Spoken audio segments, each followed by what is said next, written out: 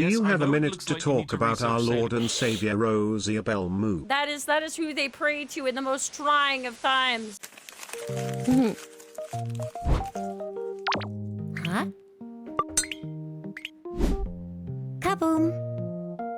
So, if you haven't heard, I guess the new Civilization game came out. And I thought, oh, that's cool. Like, I used to play a little bit of Civ. But apparently the game is kind of borked, right? Yeah, and Gandhi is an asshole. I feel like it doesn't even look like the same game. Anyways, the Spiffing Brit, he's going to play this game that definitely has no exploits.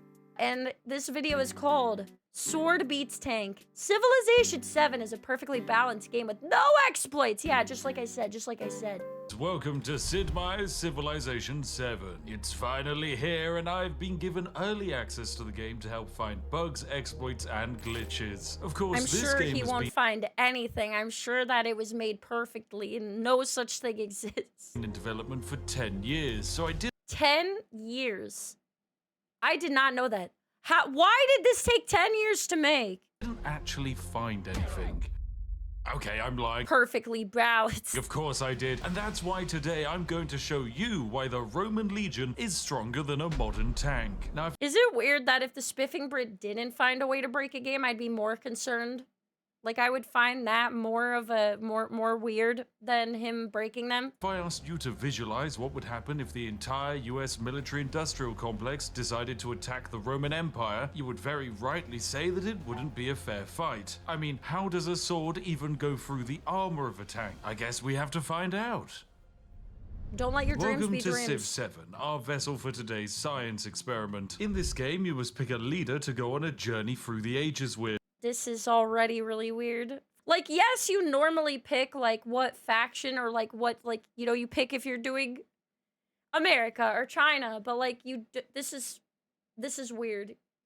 Along the way, you research new technologies, discover new civics, expand your borders, exploit your resources, and exterminate whichever person is playing Catherine the Great, because my goodness, they are far too overpowered. Oh, Jesus Christ. Also, what is this graphic style? That's a choice. We're going to be playing as Lafayette, who the game describes as cultural and diplomatic. Historically speaking, Lafayette is a dastardly Frenchman who helped the Americans in that war that they don't stop going on about. Oh, and he speaks yes. French. Oh, We're going to start okay. in the Antiquity Age as the That's a choice of all time. Romans. Now I'll explain why this leader and nation Wait a minute. So are we just putting random cultures and ideas together in like a soup bowl? Fantastic.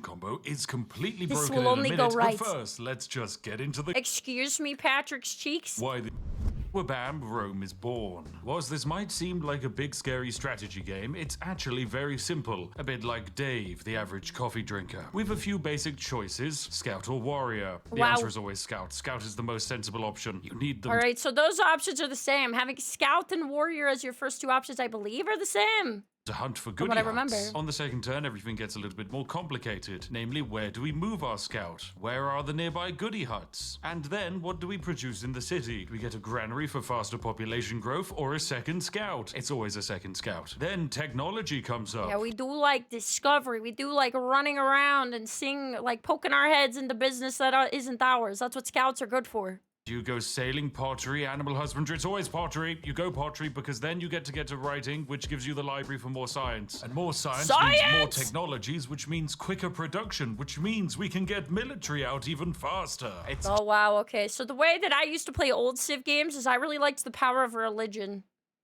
Because, like, you didn't need to be strong or powerful at all. You just needed to influence everyone because they have no... Like, your influence is so strong, they just have to obey you. That was my favorite. Just like, you might have 10,000 men. You might have many cannons. And the best part of it is that you could name your religion whatever you wanted.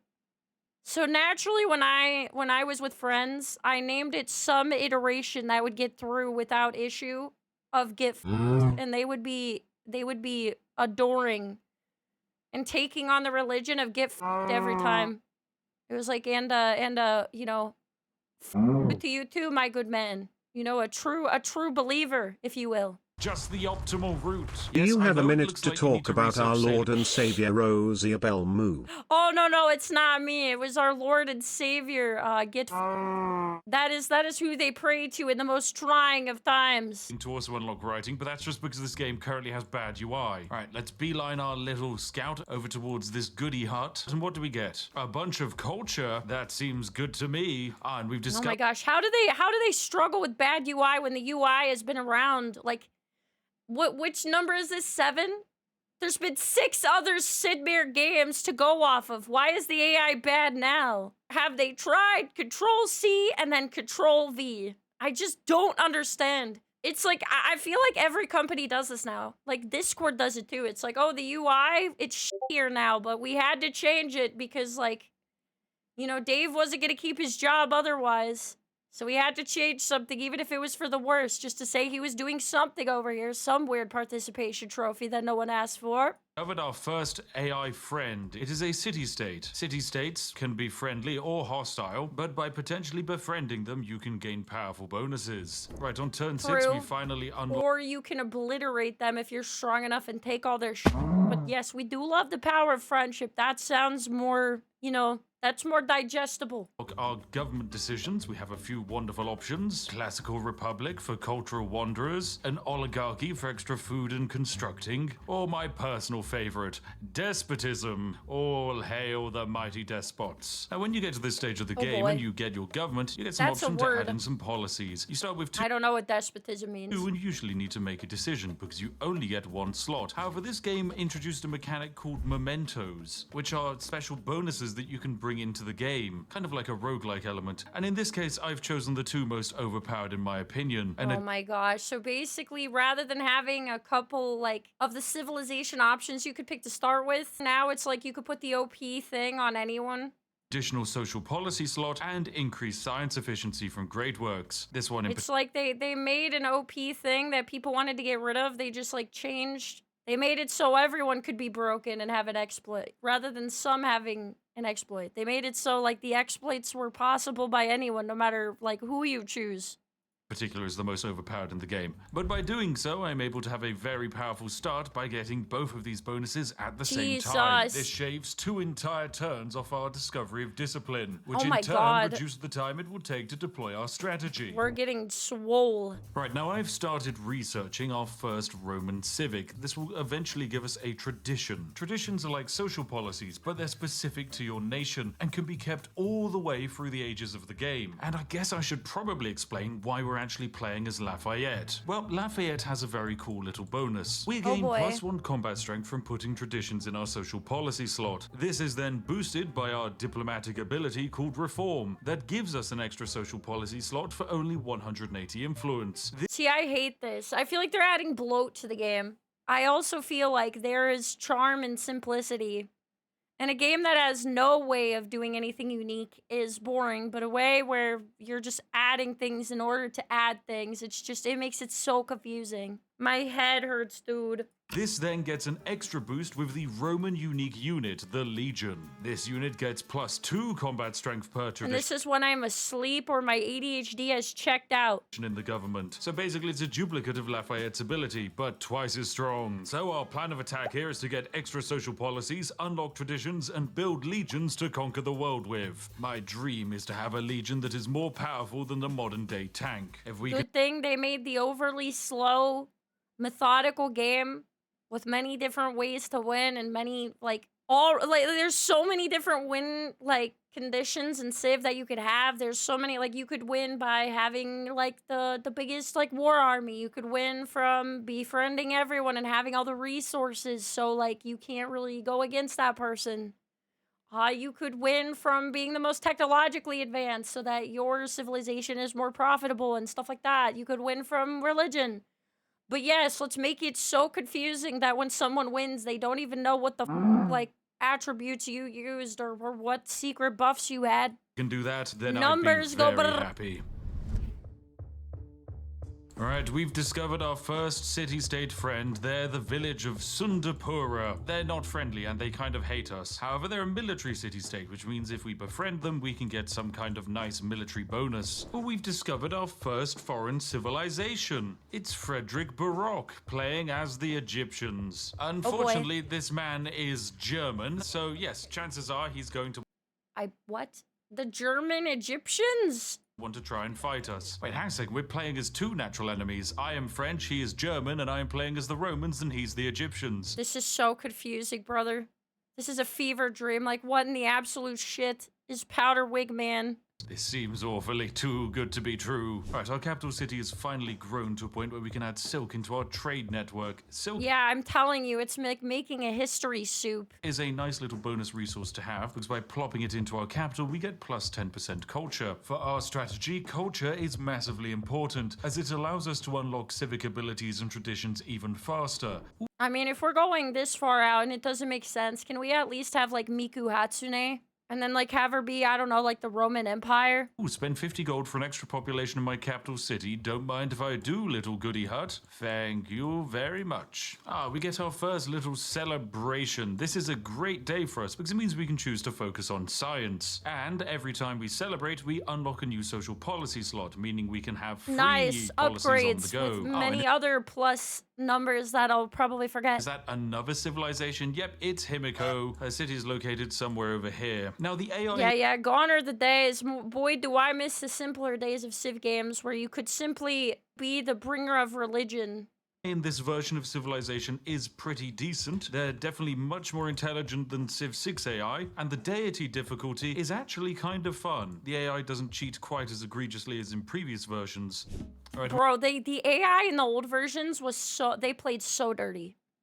Like, if you tried to play the game fairly, the AI would, like, play, like, hyper-optimized, like, only play what was, like, the perfect conditions. Like, they would move their units perfectly. They never used a resource incorrectly. It was so fucked up. in my capital city, we're now able to start constructing technological buildings like the library, and I finally have enough influence to start befriending this nearby tribe of independent peoples. It will take 30 turns to pull off, but if we can do it, we'll end up with a very powerful ally indeed. Oh, we've got True. another border. It's Machiavelli playing as Greece. It's a very cheeky little my sausage. God. Right, now we are about to get our first little town settled, which is a little bit behind some of the AIs. This is Himiko's crazy. managed to get her second little city out, and so has Frederic somewhere, probably down off to the south. Now, in this version of the game, you don't instantly settle cities. You first settle towns, and then the towns can be improved into becoming cities eventually. But a town What the? Yeah, that's different.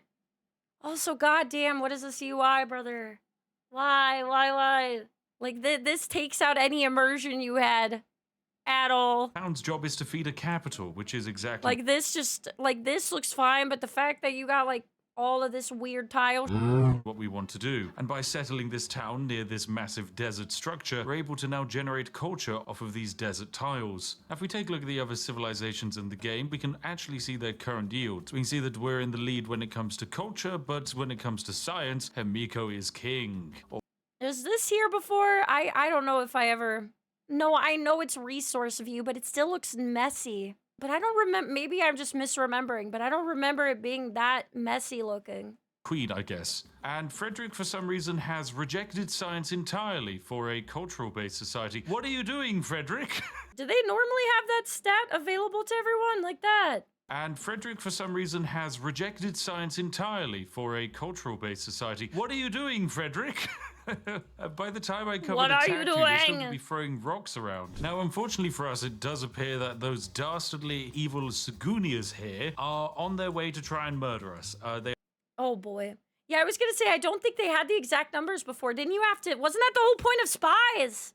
I swear, if I post this on YouTube, somebody's gonna get mad at me and be like, oh my god, you dumb Civ player that you said you played it. It was like many years ago, so I'm kind of rusty. But like the best part of the religion thing that I told you, like guys, about that I mentioned, was that they had no idea it was coming. They had no idea that I was like stacking religion against them. They had no idea the religion of get was upon them. They were about to get spiritually blessed. They were about to get baptized in real time, and they had no clue until I was at their nation's borders.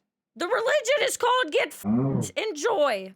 They are sending a small invasion force of warriors to our capital city, which is, you know, a minor inconvenience. Ouch. Luckily for us, next turn we're going to be building ourselves our first warrior, who will be valiantly defending us on the front lines. And our secondary town of Mediolanum is doing a great job of producing food and culture. And here we have it, our first warrior. Now this isn't just a warrior by himself, for you see he is standing on top of a noble legatus. Yes, this brave man is a general who can give his unit special abilities, like for example. Oh, okay. He got the cavalry. He's got the infantry and cavalry units that you get. These are the upgraded ones. These are like the level 2, like, kick your ass units you get.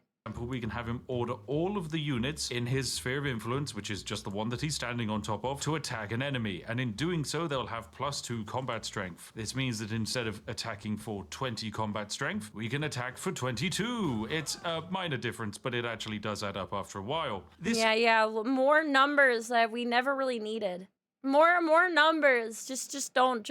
Just say upgraded unit. Why do we have to Also gives our general a little bit of experience for being on the front lines, and soon we'll be able to improve him. Yes, They're trying to arouse these people by making this a spreadsheet, and I'm just trying to figure out who asked. I guess, like, I don't know. I was never apparently the target demographic for this, I guess. I was never like, damn, you know what Civ could use? More numbers. Scared them off. Good. All right, let's ride out to meet them and go to war. Oh, and also use this opportunity to buy ourselves a settler, because we need to settle more cities.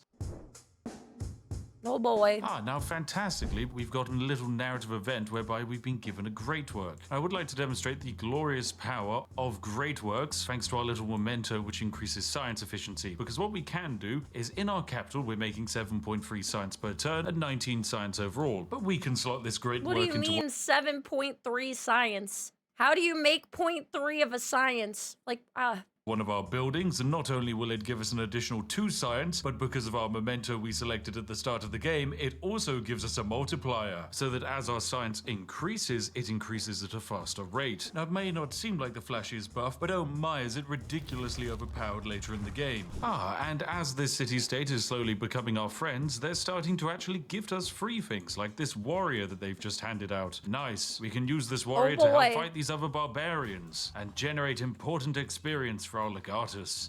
And there we go. With that unit defeated, our legatus is ready to level up, which is fantastic. These levels can be pretty powerful, like giving you money for each unit in the army. And then they can go down to the outright absurd, like giving potential units a second attack. In our case, we want to buff the attacking strength of our combat infantry unit.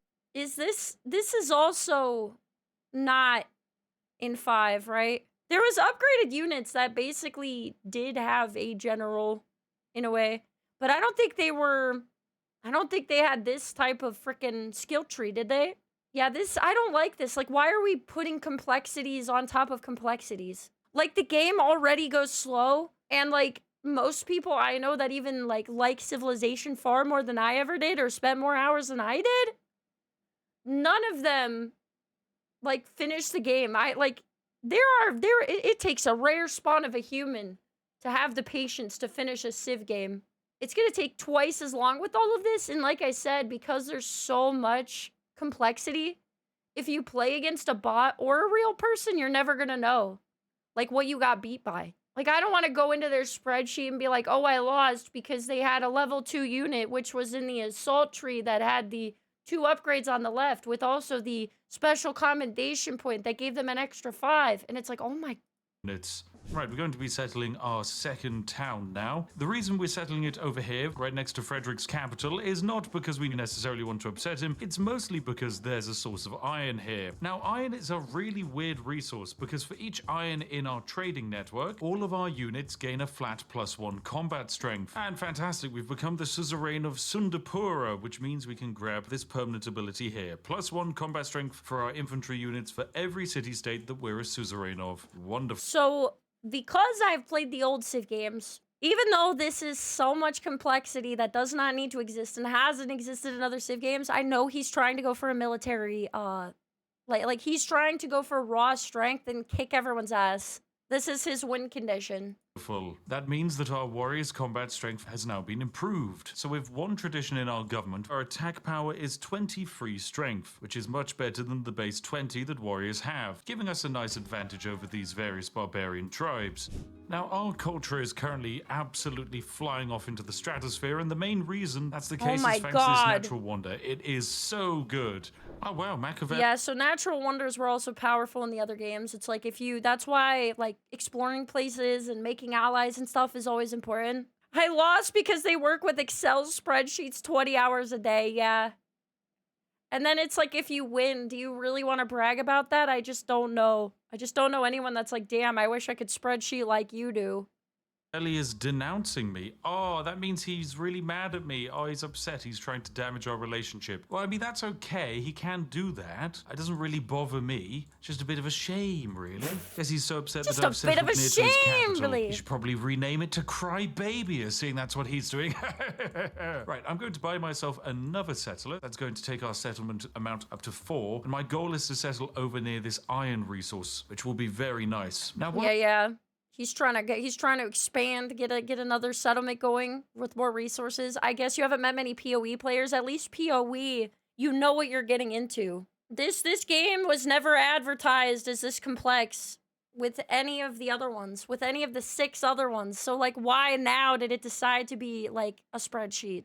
One of the coolest changes to the game is that these great generals not only provide combat bonuses, they provide logistical advantages. You see, I can click this button to assemble an army, and it picks up all of the units nearby and loads them into horseback, allowing me to then safely transport them to wherever I need them to be, like, say, the front steps of Frederick's capital. I'm also going to reform my government to add in 2 more traditional social policies, plus 5% production towards military units in my capital for every town we have, and plus 1 production on urban districts. It's not the biggest economical improvement, however, However, there's all these tiny, minute pluses and minuses going in that are benefiting you, and the average person who loses to you will have no clue. A huge boost to our potential combat damage. Oh, fantastic. We got another celebration, which means we can grab in our 4th tradition. This is now our final tradition in our government, meaning our military units are fully buffed from our leader and nation cheese combination. And we now get the opportunity to decide how we want to focus our empire. Additional production towards range units or legions. Of course it's legions. Right. Yes, all he wants to do is beat people to a pulp, man. Not fully rounded playthrough, just all your stats only in one statistic. Going to settle down our next northern city up here so that we can grab this iron and add it to our network. One cool thing that happens every time we settle a new city is a legion spawns inside of it. Now, this normally wouldn't be that powerful, however, it synergizes with this ability here, whereby training an infantry unit, we get 25% of its production cost as culture, which is part of Oh man, so now he's double dipping because every time he like has a new military unit, it's like he's randomly gaining culture as like a passive. Reason we were able to unlock all our traditions so early. This includes even just buying them. So in a few turns time, I can buy a legion in this city for 240 gold, which will be a good idea because it looks like Machiavelli is about to invade us. Yeah, that's the other thing. The funniest thing is if you play on easy mode with NPCs, the second you, like, if you're learning the game and you start to feel like you're onto something, the other NPCs, like, immediately have aggro, and they're like, all right, time to start war with you, bucko. You've had way too good of a time. I see you're doing well over there. It's time to humble your ass. Right, so I'm going to buy our first legion in this settlement. Bam, gives us a nice little culture boost. Now, this legion is only 25 combat strength. It's not the greatest unit in the game. In fact, I think it's less powerful than the Greek hoplite. However, I've got a bunch of policies slotted into my government that is going to make me even more powerful. Oh, Machiavelli really doesn't like me. Wow. Well, I think that probably means I'm doing something right. Now, in one... Yeah, whenever people hate you, you could tell that you're doing well in the game. Turn's time, their denouncement of mine shall end, which will probably mean that they're going to declare war. It always made me laugh because, like, I would try to befriend everyone and people would just be outwardly hostile to me for existing because I was doing well, and that was enough for them to hate me. I was like, damn, this is too real. And yep, there it is. It's war, ladies and gentlemen. Machiavelli has thrown the gauntlet down. He says to be caught unarmed is the worst fault. Well, I think actually you'll find that I am caught very well armed. Now, despite the graphics slightly breaking out, you will notice that my lovely Legion here, which says it has a combat strength of 25, actually has a little bit more. Now, 44 combat strength might not sound like much, but this hoplite only has a base of 20. Oh my god. No, this guy is getting wrecked. This guy is an idiot. He let him cook for too long. And we're meant to have a base of 25. Yes, it is very silly indeed. Now, 12 of this combat rip strength comes from Bozo. having traditions in our government. This is why we played as Rome and Lafayette in combination. We get 2 from the iron resources in our trade network, 3 from bronze working, and 2 from our city-states, taking us up to 44 combat strength. So yes, we're going to... Yeah, all he's been doing is essentially just everything. Every upgrade he does goes towards, like, combat power. Goes towards, like, strengthen his units. Run over and do 58 damage and receive only 10 in return. That seems fair to me. Anyway, we're going to march our way up and take control of Machiavelli's capital. It's not like he's going to be doing anything with it. Alright, so he is now starting to try and attack us, but that's fine because I can drop out my legionary unit here, which will do 42 damage. There is this negative effect called war weariness affecting us. This is because Machiavelli is spending influence points to favor him in the war. We can spend a few more to balance that back out in our favor and do an additional damage in the combat phase. Nice, that's 69 damage, meaning we can finish. So now you've got like certain people that have like benefits for like terrain, I'm guessing. Ugh. Yeah, thankfully I have the Squibbly Swibbly perk, which allows cockadoodle production to increase by 2, increasing my army cheese by 3. Exactly. Yeah, pretty much, brother. Finish off this fight. What do you with mean you don't absolute understand? ease. All right, it's time for Skill the next issue. turn, and we're going to march onto the capital. Bring up all of our lovely forces. This is Machiavelli's only city, so after destroying it, he will quite simply spontaneously explode out of existence. And as good as it is that he has tried to build That's what we love, man. We can tell we're winning if our enemy just starts spontaneously exploding out of existence. defenses on his capital city, it's not going to go well for him. Now, we could manually attack this city with our legion here, who is now up to a combat strength of 46. To put this into comparison, the Katusha rocket launcher from the modern age has a combat strength of 45, meaning that this Roman legionary here is as deadly as a self-propelled artillery battery. Now, of course, we're going to attack this settlement in style, using the coordinated attack ability, meaning all of our units that attack get an additional +2 combat strength. Yes, they're all gonna hold hands. All the bros are gonna hold hands, kiss each other on the cheeks, smack each other on the ass, and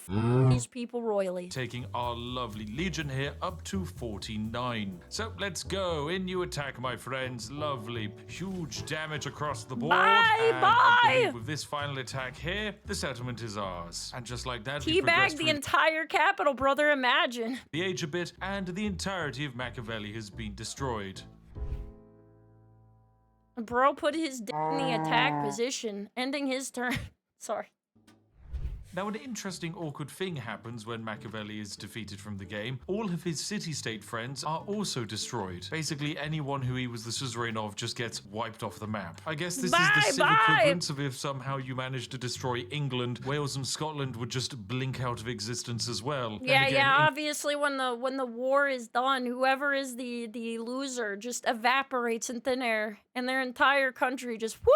England already blinked out of existence because the the developers... country, capital, city, it doesn't matter what it is. Whatever they have, you know, even if they have only a rock to their name, even if they just landed and started, you know, they're conquering their city-states, you know, led by America that, the American leader of Germany, since you could combine them. Even if he only has a rock to his name, it evaporates on the spot. Yeah, Thanos snapped out of existence for the loss. Didn't even put it in the game. I'll forgive you one day, Sid, but not now. Oh, fantastic. I've also managed to build the lovely Colosseum. It's a very jazzy wonder, which also gives us the ability to hold a stage battle. This gives us an extra +2 combat strength on all melee units, meaning we get an additional bit of combat power. Our next target is, of course, going to be Frederick. His capital just happens to be nearby, and he already hates me, so we might as well destroy him. He's definitely going to be a greater threat than Machiavelli. However, I think it's only fair. Bro, this is how I felt. Like, I would try to do, like, charisma runs where, like, I would try to, like, befriend a lot of people, and it did not work so many times, just because people would just randomly hate you for, like, breathing air. That anytime that happened, I was like, all right, we can all be friends. Like, friendship is power. We can win with the power of friendship, except that guy. He's got to go. All right, the power of friendship, except that guy over there in the corner that hates me for no particular reason. We just gotta eradicate that. He's never gonna come around, really. We declare a formal war against him. There's no hope and for we even that have a guy. little I bit don't of know war why support he on our hates side, me. which we can boost. And in doing so, gotta our go. units are going to become even more powerful. All right, now as we are playing against Frederick, he does have a few advantages in the form of the unique Egyptian unit, the Medjay. It's a really cool unit, but what? you don't have to pay upkeep on it, so it's pretty snazzy. The only right. problem for poor Frederick is that I have the power of the legions on my side, so I can attack Yeah, I for just 40 eradicate your haters, you know? Like try to work with people, but if someone hates you, just you know, 8 combat power. they gotta go. Yep. Let's Evaporate them on the go. spot. Oh dear, this is not fair at all. We'll knock out that unit there and march closer towards the capital. Perfect. Yes, this is good. Alright, so into this settlement we go. There's just one tiny slinger unit remaining with a measly combat strength of 5 versus our 47. Jesus Christ, brother. Like POV, okay? This one, is this units? Is this 47 versus 5? Or is this like, oh, this is melee strength. So I feel like they need to make this more accurate. I don't know if they do this in this game, but in Civ, if you started to damage their units, I'm pretty sure like it would look like you were down units. Like there would be less of them the more damage they were. I feel like if it's this small of a unit that only has slingers, you just need to have like some guy with like a ball cap on and like baseball shorts that's got like, you know, a rock and a slingshot that they're fighting the enemy against, just like for my immersion, because I feel like this is an inaccurate depiction. This makes it look like they're equally armed. They obviously are not. Sorry, Frederick. That's your capital gone, buddy.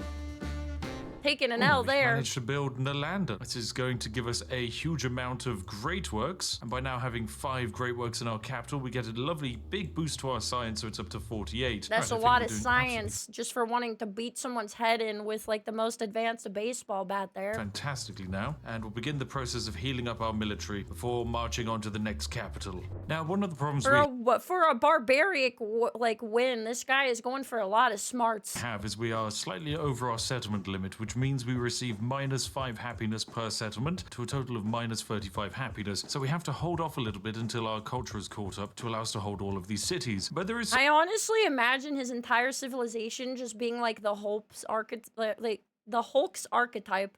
Banner is like a nerd and able to like read and understand science and like innovation. And the Hulk is just like, Hulk smash! And just beats the crap out of people with the bare fist.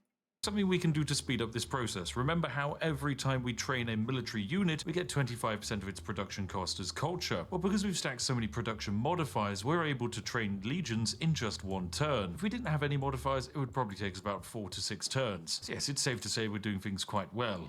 Alright, now begins the great production of the legions. This is going to get very silly. So we can see in 3 turns time we're meant to research organized military. However, I can buy a legion over here, and that gives us a small amount of culture towards it. But then when we construct this Wowie. legion in my capital next turn, it brings it forward even further.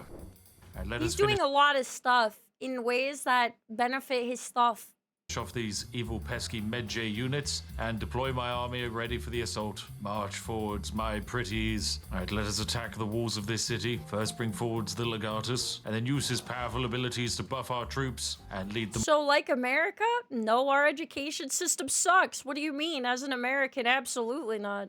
Who's gonna tell him? on for glorious battle. There we go, the city is ours. Friedrich is gone. So with 2/3 of the competition eliminated, it's safe to say it's going rather well. However, the end of the Age of Antiquity is drawing near. Having more cities, a larger economy, and better technology, as well as these swanky That's a lot of good big number. wonders, will eventually force this age to end, which will end our wars and end our time playing as the Romans. This means I'm now racing against the clock to not only buff my units into unstoppable war machines, but also to have Jesus complete Christ. map domination by the end of the era. Yup. Cause God, Alabama, did you see that? Did he name that? Who named theirs Alabama? Hold up. Did he do this? The nation of Alabama?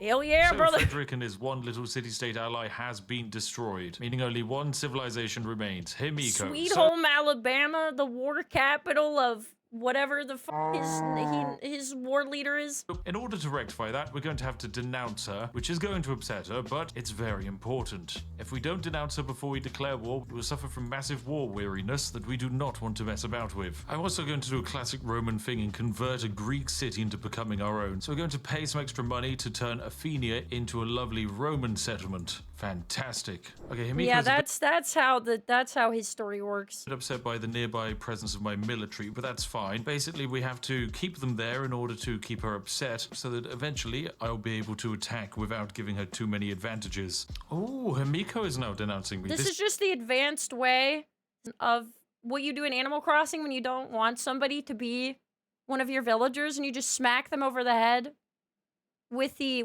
net because it slowly makes them not want to live there.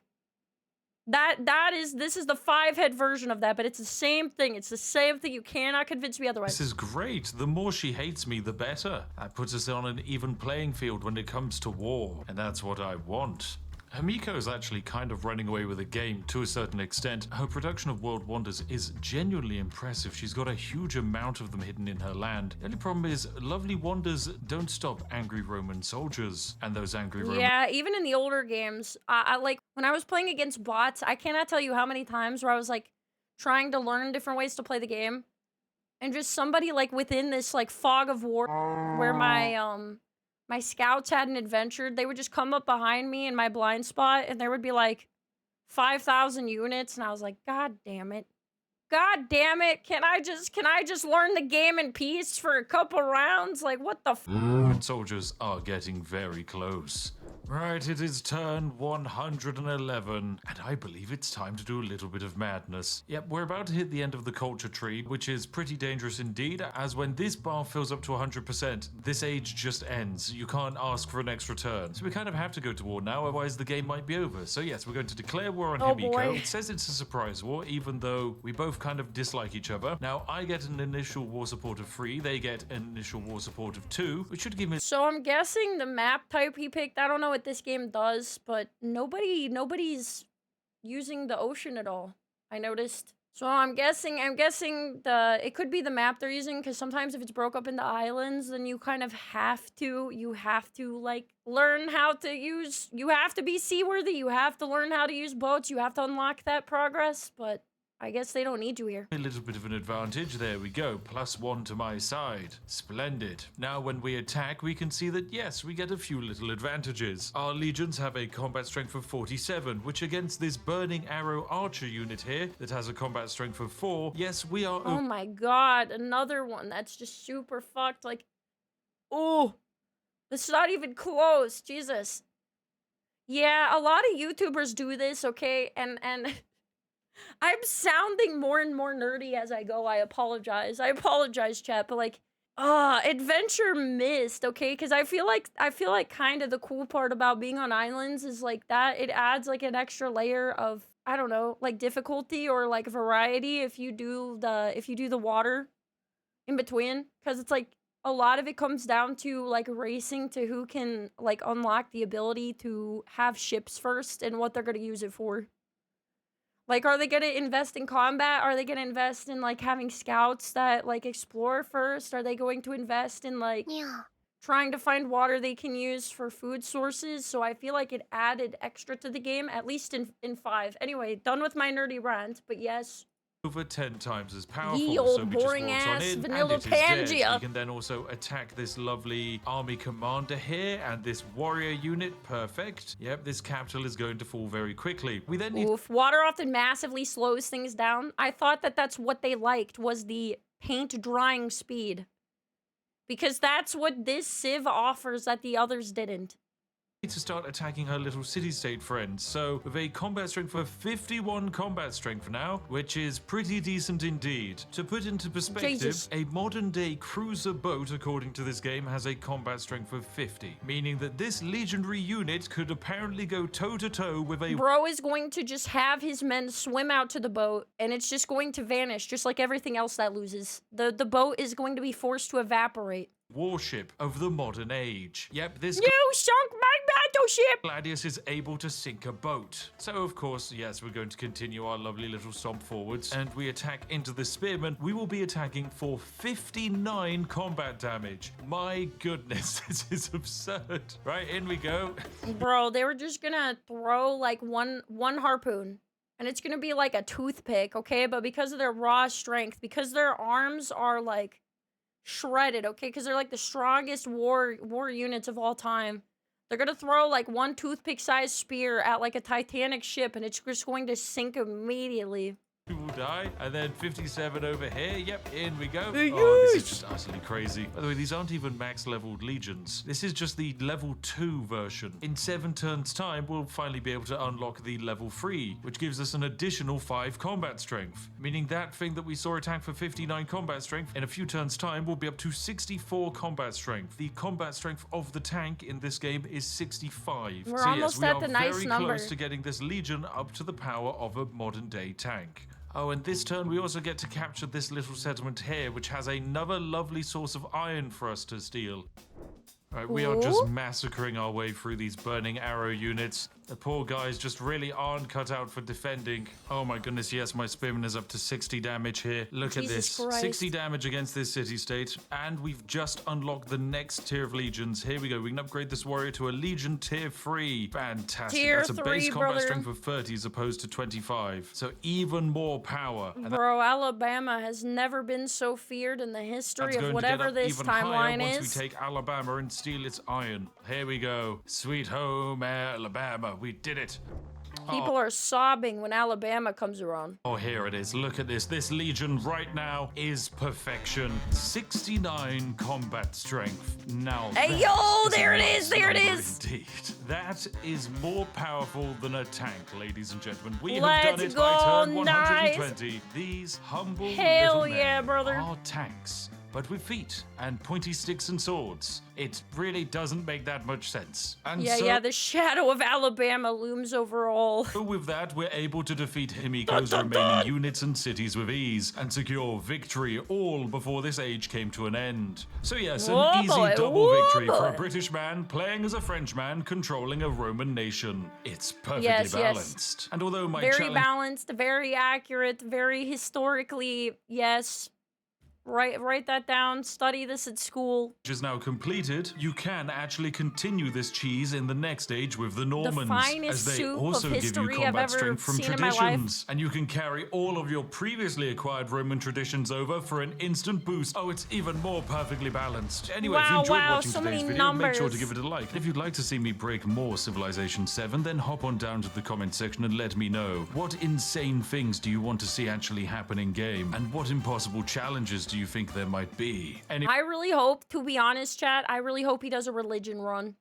I don't know if he would ever see my react on YouTube, but man, do I hope he would do a religion run, because they were such a funny, like, exploits with doing that in 5 when I played.